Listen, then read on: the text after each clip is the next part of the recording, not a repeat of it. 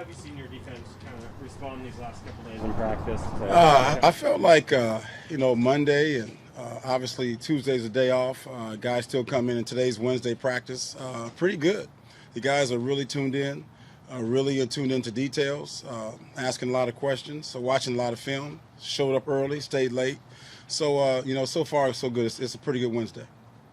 It's limited, but what have you learned in Trey Brown, August, and in this week? Like you said, it's limited. We had some information on him early in the season, the preseason and training camp and stuff like that. But the fact that he's here, we have a pretty high value for him. We felt he was pretty good to be a part of this group, and he fit in pretty good, and his skills kind of fit what we like to do. So, we're pretty high on him. How does his speed show up at corner and what you're doing? Well, he's pretty fast. I think that, for corners, it's about knowing what to do. It's about understanding splits and formations and things like that. A lot of instinct.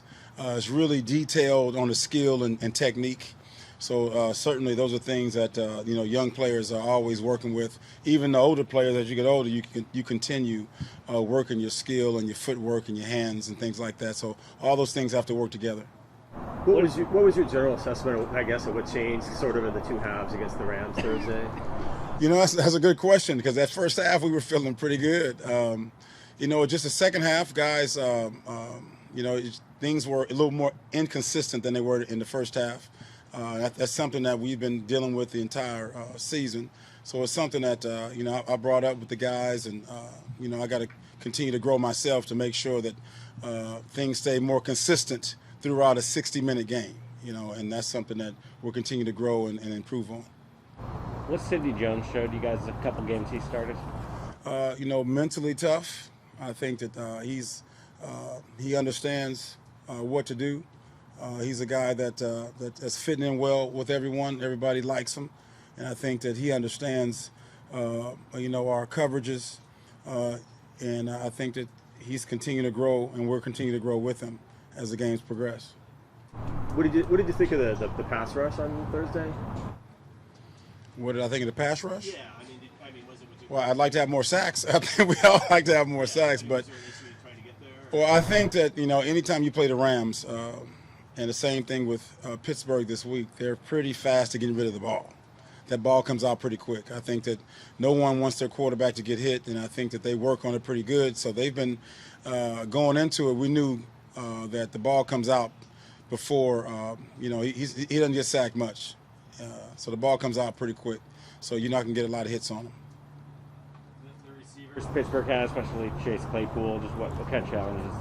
He's a challenge. I think every week you're in the NFL now, you're going to get big receivers. You're going to get good skilled players every single week.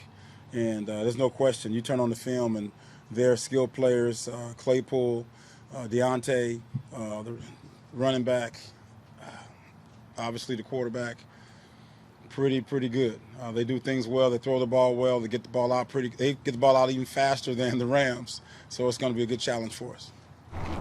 New coordinator there in Pittsburgh. How much different are they than what you saw there a couple years ago? Well, they you can tell that they are, they kind of stand to what Pittsburgh has been known for over the years, winning ball games, being tough, really committed at running, really committed at throwing the short intermediate routes, and the quarterback, Roethlisberger, has always been good at finding the open man. He's seen a lot because he's played a long time, and he can still throw a deep ball pretty good. When you know that they're going to get the ball out quickly, and you might not have the time for the pass rush to get there, what are the keys then to being able to disrupt the timing of what? You certainly got to get your hands up. You got to get your hands up really quick. Get a chance to block his vision or tip some balls. Then our coverage really has to come into play. And then the underneath coverage, guys have to tackle well.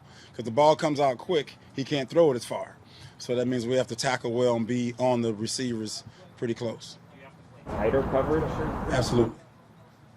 LJ was active Thursday, and Kimbichi went back to being inactive. Right. What did you think of that? What did you think of LJ? It was good competition. I think that that really, comes into play about what's done on our practice field. There's two good football players wanting to play. They both want to be on the field, and as it goes back and forth, who practices the best, who comes early, who grades out in practice the best, and then we'll see what happens on game day. How did you think LJ played? I thought he was effective. I liked his presence, and I felt that he was active. Thanks a lot. Okay.